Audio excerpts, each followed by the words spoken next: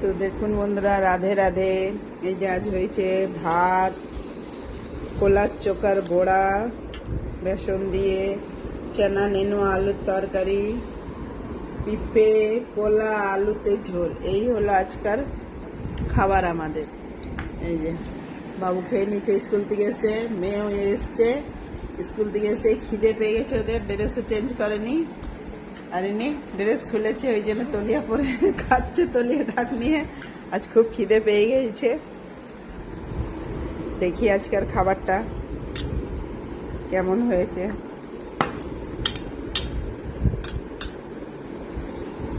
একটু কোলা নিই